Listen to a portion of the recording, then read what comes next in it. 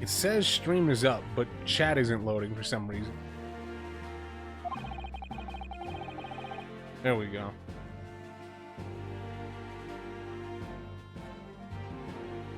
We good? Believe we should be good.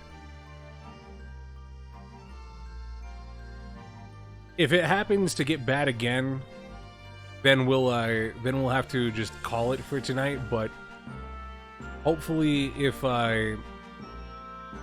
it doesn't end up being bad, we can finish the game tonight. I honestly don't know how much more of the game we have left. But yeah, fuck Comcast as always.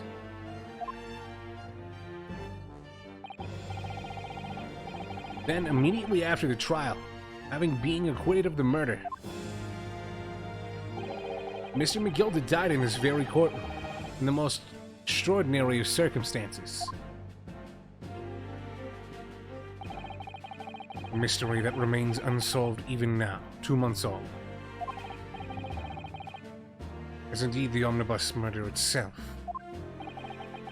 Be that as it may, I recall neither the disc nor this small box being mentioned in the course of those proceedings. Miss Lestrade.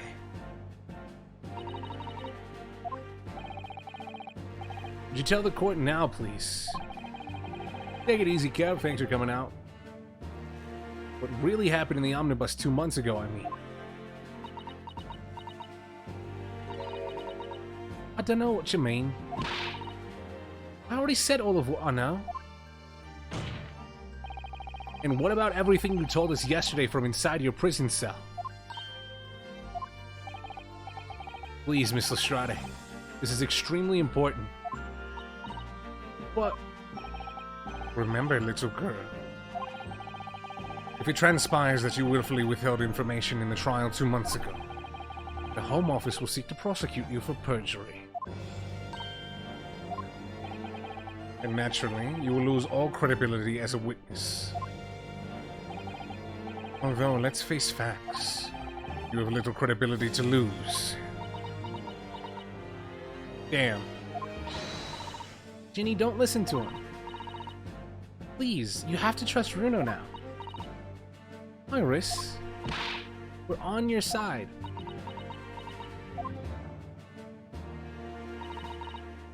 Alright then. I'll talk. It's the right choice, Gina.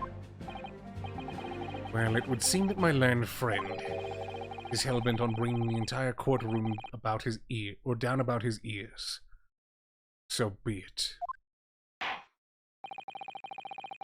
I must confess that I'm struggling to understand what on earth is happening here. However, it would appear that Mr. McGilda's pawned articles in that extraordinary case of the omnibus harbor secrets of which we've been hitherto unaware. So, Miss Lestrade, you will now give your testimony before the court about the events of 2 months ago. We'll reveal the truth, a commodity sorely lacking in your original statements. This is it then. Everything's going to come out. Van Ziek said. This could bring the whole courtroom down about my ears. But, as a lawyer, I'm prepared to take that risk.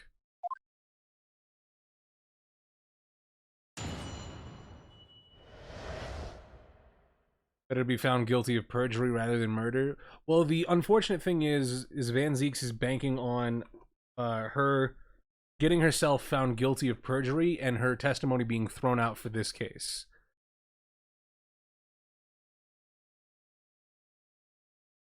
So basically what he's trying to do is make her guilty of perjury in the omnibus case and make her guilty of murder here as well. Truth is that Brickmaker Cove was in the cabin of the omnibus the whole time. When the Irishman dragged me out from under the seat, I saw that disc on the floor. All of a sudden, I heard a scream from over me head, and that pair on the roof deck went off to call the slops. That's when McGilded slipped the driver some tin to do a run to the pawn shop roundabout. He threatened me not to snitch, not to say nothing to no one about what I seen or heard. Reef, this is outrageous. What you've just told the court bears almost no resemblance to your testimony 2 months ago. As you say, my lord. Then there's every chance I may have adjudicated an error in McGilded's trial. It sounds very much to me as if the men deliberately deceived this court in an effort to cover up most of wicked of schemes. Without doubt, your lordship is correct. A great injustice was done in this courtroom 2 months ago. The actions of the accused in that trial, of this witness, and of my learned friend are entirely inexcusable. I don't believe it. The whole trial was a farce. It was all lies. That McGilded fellow was rotten to the very core, just like that pickpocket. Don't forget that lawyer from the East. We're racist. You're wrong, the lawyer. Mr. Naruhodo, the lawyer there, he didn't know nothing about it. Humbug. Didn't your wife just should have been arrested for murder? I don't think so. I really expect to believe that. He really stitched everyone up, did he? What an operation to get the man off scot-free. Unforgivable. Stop. The lies have to stop. Stop. Yes, the defense made a terrible error of judgment. I intend to take full responsibility and suffer whatever consequences are deemed appropriate. However, it's imperative that the court allows the witness to elaborate on her testimony. Because the true significance of McGilded Pawn's artifacts must be brought to light. Very well, my learned student friend. Given the depths of calamity you have just plunged yourself into, this may very well be worth hearing. Words fail me. This situation is utterly deplorable. Mr. Naruhodo. Yes, my lord. You'll decide upon your fate following the conclusion of this trial. Of course, my lord. Hey, Mr. Naruhodo. Now, counsel, proceed with your cross-examination.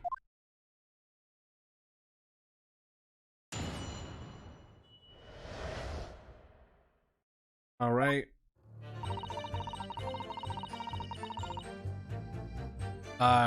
Using the omnibus. Oh, the disc on the floor. Maybe the disc on the floor, because that proves that, it feels like anything here could be pressed, because all this information is new. Hold it! Was the disc you saw this disc?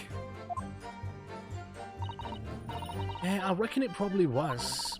It was right next to the cove lying on the floor. Would this disc have belonged to the victim, perhaps? I don't know, but McGilded picked it up pretty smartly. And then he sat in the cove with a knife in his belly up on the seat. What did he say to you at that time?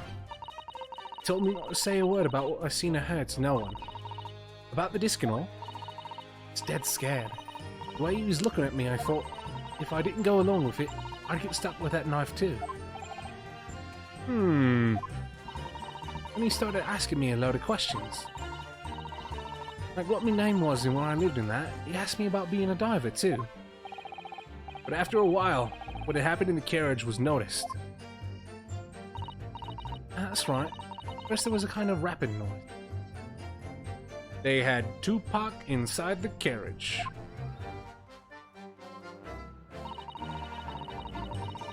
Okay. So I guess just press everything in.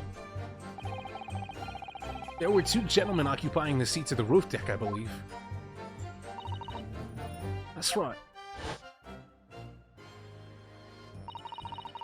Must have looked down through the skylight and noticed the cove with a knife in his guts. When they screamed, the driver pulled up the horses and McGilded got out of me sight. Got me out of sight. Excuse me. Out of sight? Where? Back under the seat where I started off. Once the carriage came to an halt, 2 coves from the roof ran off to fetch the slopes. If they immediately left to fetch the police, it would appear they were entirely unrelated to the incident. So that left McGilded, the driver, and you still at the scene. Yeah, only the driver didn't know I was there because I was under the seat. I had the cabin door open and a voice from outside. Driver, yes. Also testified in the trial, I believe. Beppo!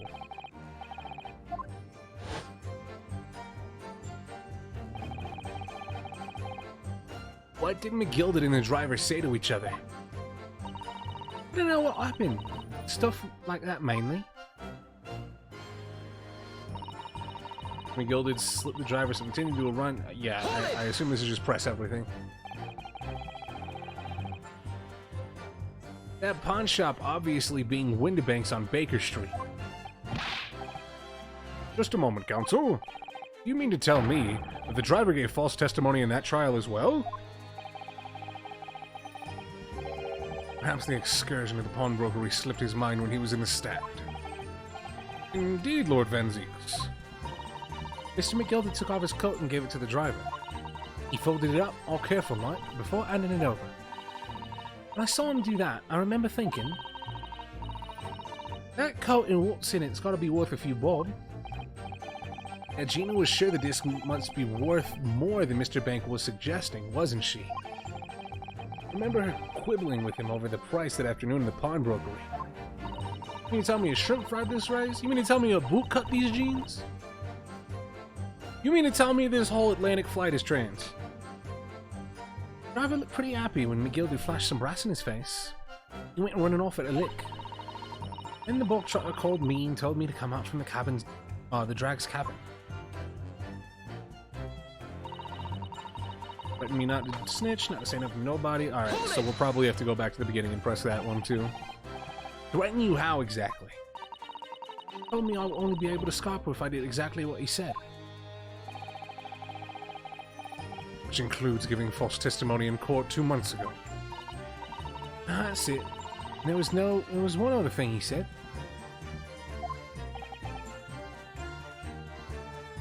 Which was... He told me I'll have to hang on for the ticket from the pawn shop and make sure not to lose it. Also, hey! Excuse me! Is there something you'd like to share with the court, Inspector Gregson and Mr. Graydon?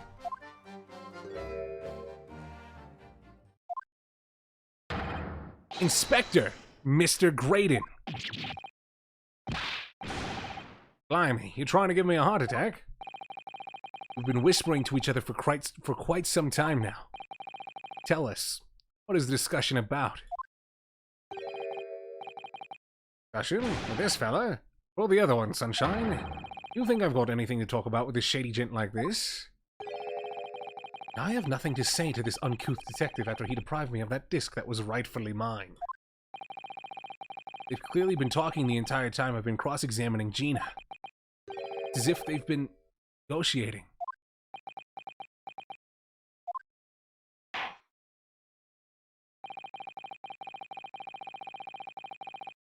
Will kindly refrain from talking amongst yourselves while the witness is giving testimony. Yes, I'm sorry, my lord. What were those two talking about? Strade, continue with your testimony, please.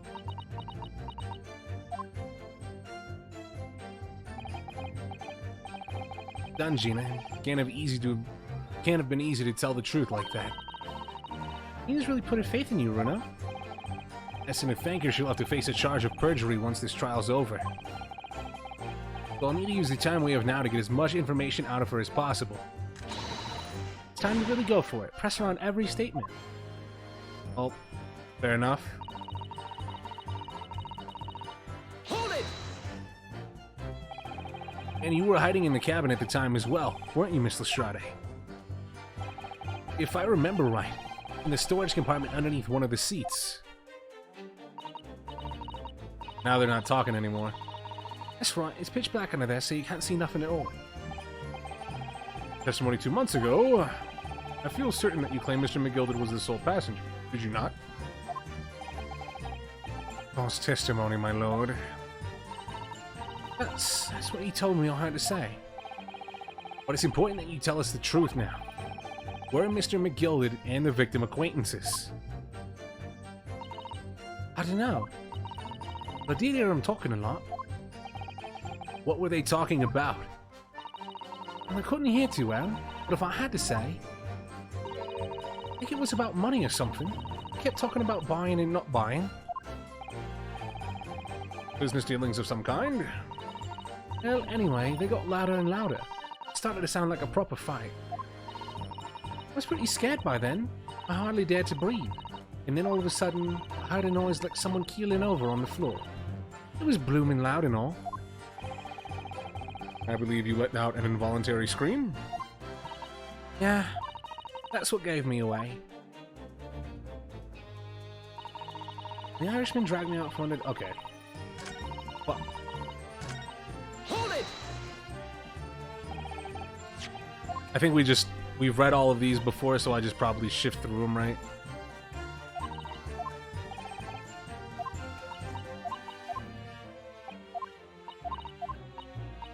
Because one of them might react now.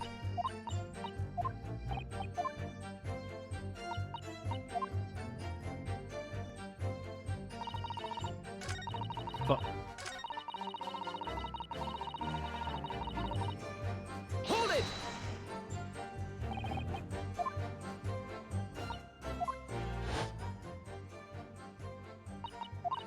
This is kind of a weird conundrum because I've already seen this before.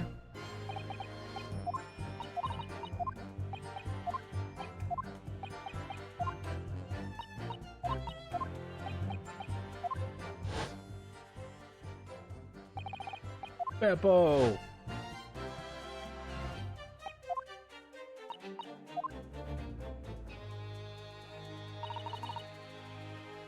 Hold it! Also, I think that's the first time that we've had to investigate something that wasn't exactly being talked about. Also, I guess we didn't go through the final one either.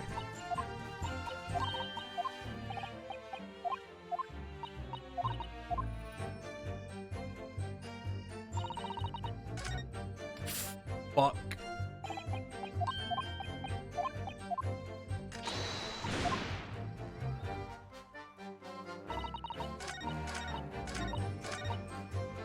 Hold it! All right.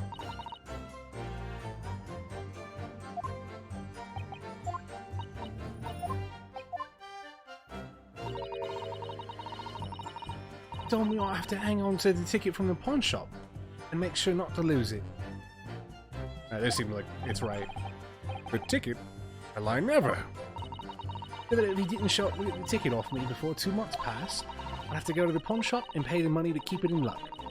To stop it being forfeited. Got me with some brass to pay for it. But really? Why on earth would Mr. McGilded have done such a thing? Depositing his overcoat with a pawnbroker before the arrival of the police? It makes no sense at all.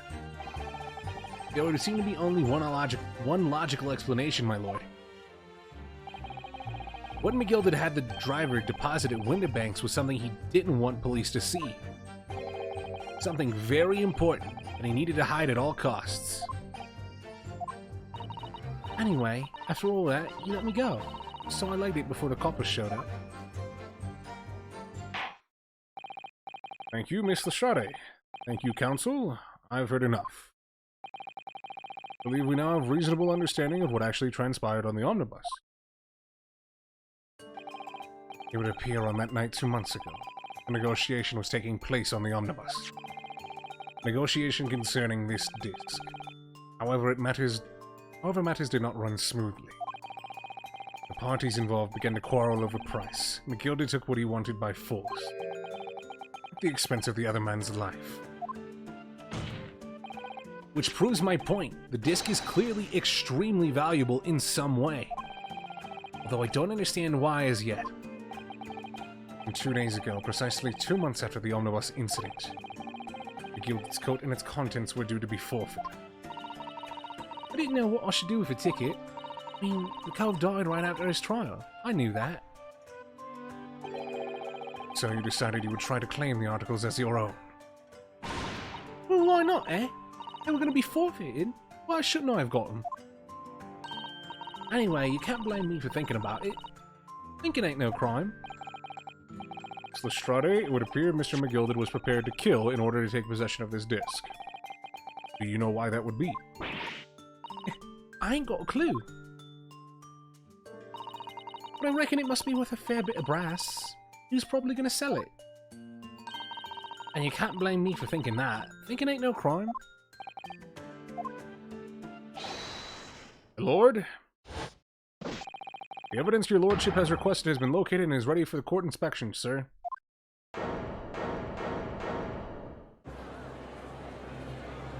Don't tell me it's going to be empty when we open it.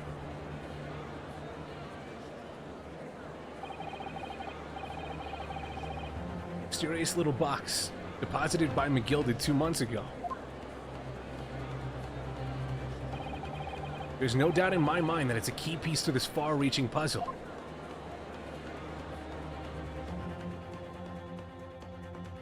Oh, shit. Damn, if only my internet started being ass right now. Then we could have just held off. But, you know what time it is.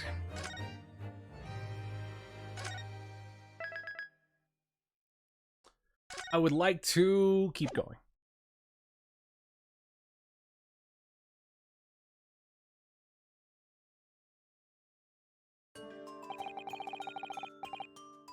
So, this is the article in question, is it? The small box deposited with the pawnbroker by Mr. McGilded 2 months ago. On the night of Mr. Windibank's murder, the only item on the shelves that was touched by whoever broke into the shop. Quick, quick, let's open it and see what's inside.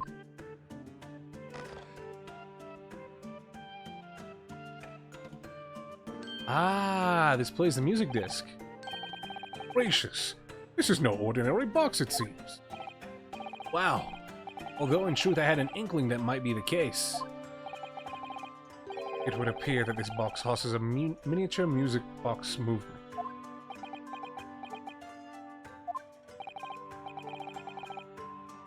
Then, is it too much to expect?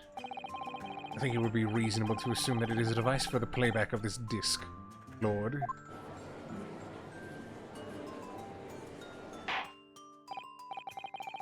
So, here we have the means to play back Mr. McGilded's disc, deposited at Windibank's much at the same time.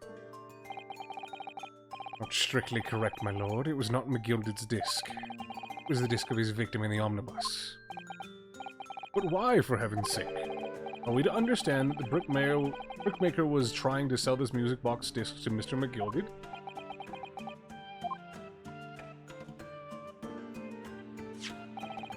I believe the answer will become clear if we listen to the music on the disc, my lord. Yes, very well.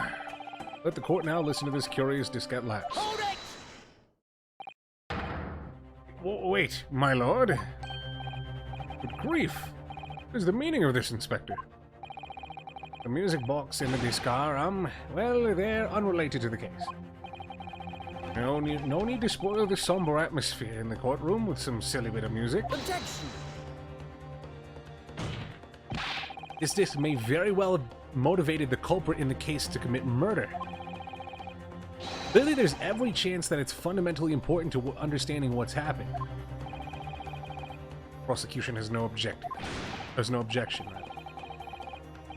No, the evidence is... Clearly Scotland Yard has so vested interest here. But it is policy of this prosecutor to leave no avenues unexplored.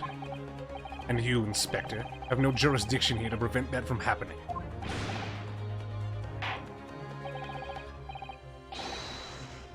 No further delays, play the disc.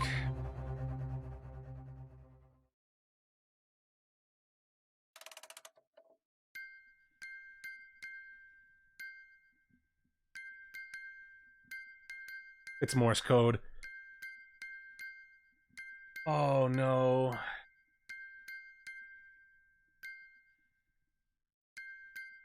Juror number 4.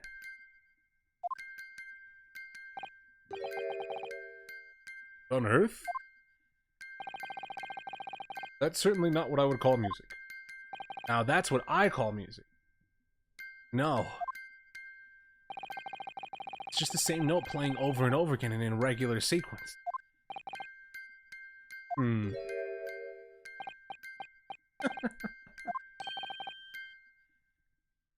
Mr. Graydon? This really is priceless. After all that, the music box is broken. Broken? It can't be. Can it? Well, obviously, I in fact wouldn't be surprised if the officer sent to fetch it didn't drop it on the way back to the courtroom.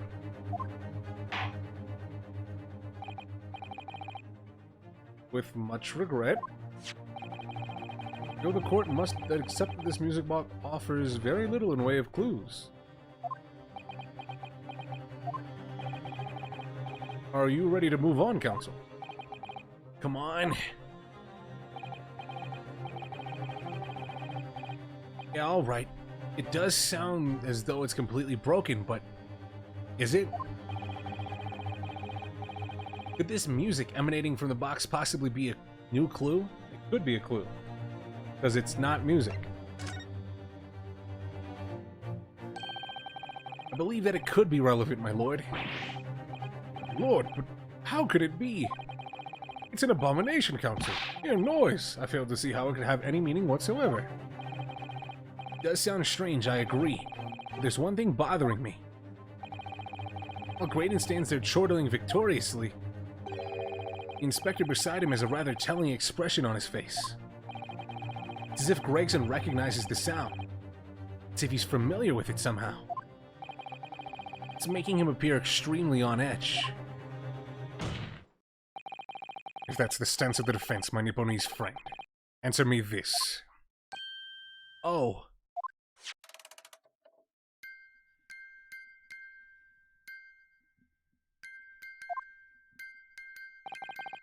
Just what relevance do you propose this woeful chiming has on this case? It's the defense's belief that the sound emanating from this music box is...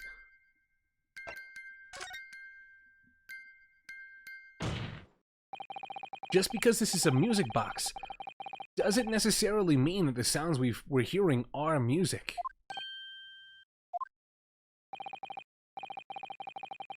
Like that, the smile vanished from Graydon's lips as soon as I said it. On the right lines here. I must be. Making deductions based on how people react to what you say. You're acting just like Hurley, Runo. Objection! Sounds we're hearing aren't necessarily music, now that you've told us what they are not. I'm sure the court would like to hear what they are. Do enlighten us, my Nipponese friend. Well, surely you have an idea in mind? Because if not, it will be the death of your ill-formed argument. Exactly. The music box is clearly broken. Refusing to accept that fact is pure foolishness. Got me. Don't know what the answer is. Yet. It's a fucking face again. Examine the music box very thoroughly. I'm fairly certain that it's not broken at all. Really? Really? The way it's been made, it can only produce a single note anyways. Thank you, Iris.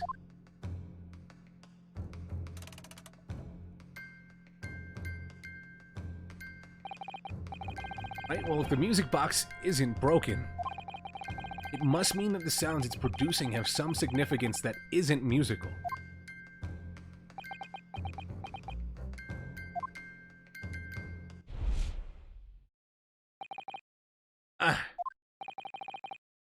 B? Is that what these sounds are? Something has just struck me, Runa. I feel like recently, in the past few hours even, I've heard of another sound very much like the one this music box makes. It's a familiar sound. Actually, Iris. Just thinking exactly the same thing. Going to have to press the defense for an answer. If your assertion is that the sound produced by this music box is in fact not music at all, then what the devil is it, counsel? The evidence we've seen so far. All the testimony we've heard. It's all pointing to one single answer now. The prosecution demands that my learned Nipponese friend presents proof. Now. Tangible proof of this latest wild speculation. Alright then. Could be the best chance I'm going to get to fight back in this trial. If I'm right, it's going to join all the dots together. The evidence that explains the true nature of the sounds of this music box disc is... Take that! Today's paper, Counsel. The headline is Pawnbroker Perishes in Pickpurse Plunder. Hardly supportive of your cause. No, my lord. I was hoping you'd look a little further down the page. Further down? Ministry mole, classified secrets may have been leaked overseas from Ministry of Justice. Yes, this is a very serious matter being investigated at the highest level, I understand. I've heard that international transmissions along supposedly secure lines are somehow being intercepted, leaked to various other countries. And presumably, those transmissions are in the form of wired telegrams. Of course. Juror number 5, your input, please. Oh, me, sir? Whatever is the matter? You told the court before that you worked at the same communication station as Mr. Graydon, did you not? Yes, that's correct. And the particular station where you work deals with government communications and newspaper reports. Oh yes, we're not your run-of-the-mill communication station at all. Our work is extremely important.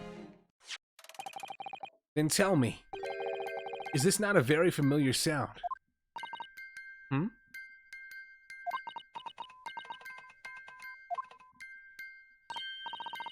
You don't mean to say, is it? That's right, madam. It bears more than a passing resemblance to the sound made by your telegraph machine as you tap it. I believe it's called Morse code? But I don't believe it.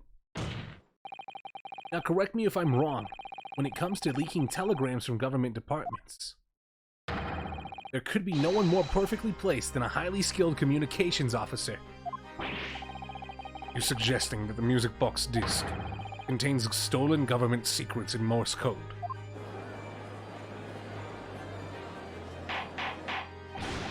Order, order, please everyone, order. But this is high treason, Counsel, deserving of capital punishment. Too much new vocabulary. What is this treason? And what is capital punishment? The sorts of words I'd half expect you to know. For our sovereign government's confidential information, hostile nations would surely pay almost any price. Yes, and on that night 2 months ago, that was the very negotiation that was taking place inside the omnibus. But in the end, McGilded perished. The all-important disc lay unclaimed in the pawnbrokery. My word! In which case, whoever stole that information in the first place must have surely been beside himself with worry. Because if the disc were to be discovered before it found its way out of the country, it would reveal an act of high treason, punishable by death. So the culprit had no choice but to retrieve it. And in order to do that, he would have to gain entry to the pawnbrokery illegally in the middle of the night. Because the article left behind by Mr. McGilded would incriminate him too much if it got into the wrong hands. Isn't that right, Mr. Graydon?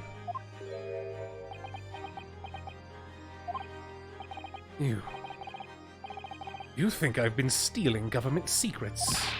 Preposterous. Absolutely preposterous.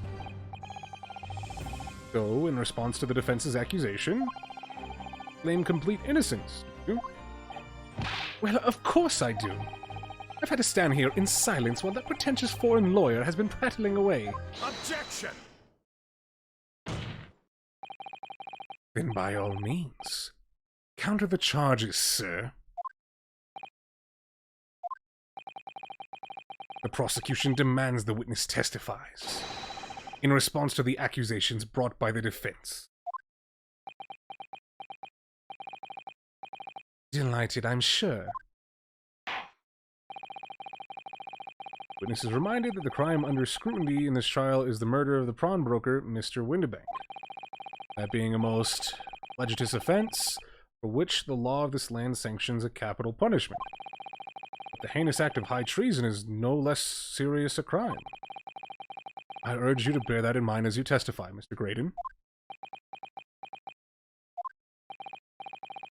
Then, Hold it!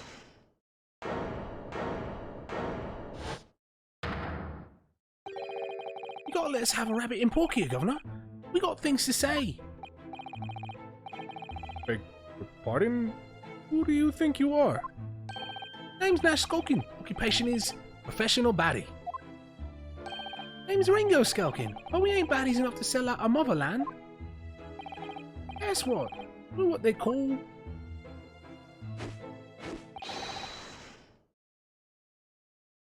Bro, please leave Gregson alone.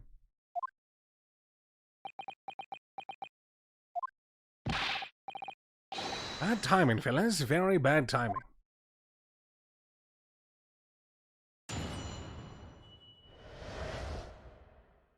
Well, here we go.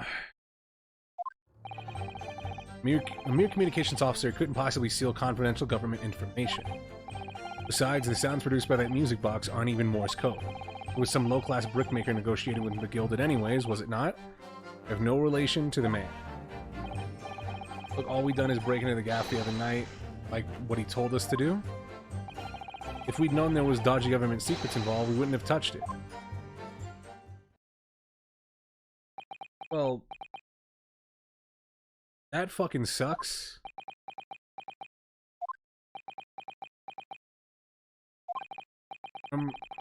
Mr. and Mr. Skulkin? What Monsieur do, Governor? What's up? Do I take it that you now admit to the crime? That on the night in question you did gain entry to the premises illegally. Moreover, you did so as a party of 3 in collaboration with Mr. Graydon here.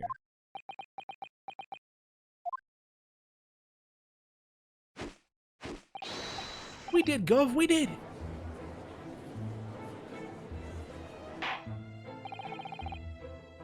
Quieten down, please. What do you say to that, Mr. Graydon? I have no idea what these 2 ruffians are referring to. You little rotter! Getting us all mixed up in this monkey business. You never said nothing about no government secrets. It was supposed to be a straight-up job. And what about the geezer whose shop it was, eh? Poor old bloke didn't have to die, did he? Nice to know who your friends are. However, these men say I deny the accusations. Indeed. Well, I certainly wasn't expecting this little music box to become so significant in the proceedings. However, as it has, we'll admit it into the court record as evidence. Right?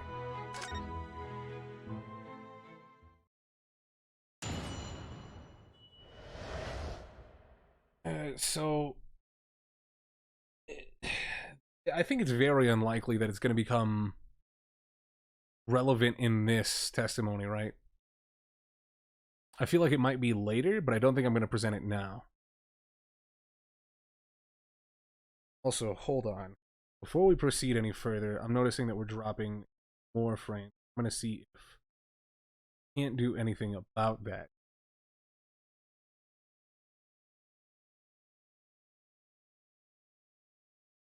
Just 1 second here. And I know it's been sporadic too.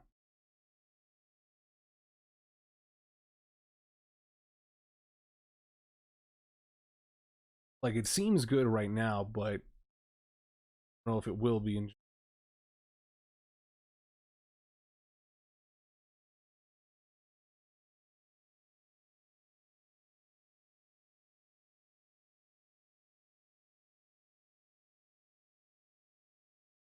Ain't gonna tick.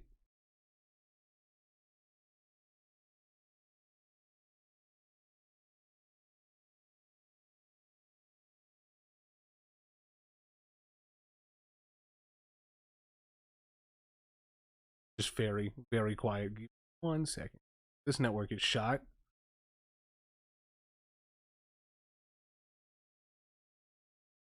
I don't know what the issue with.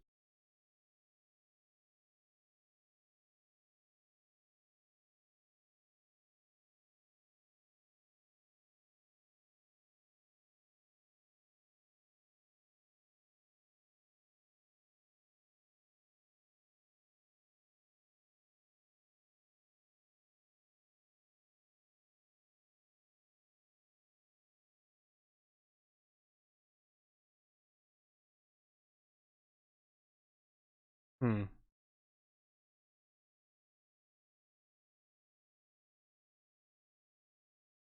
Let me see. The stream goes down for a second. Just know it will be right back. Give me 1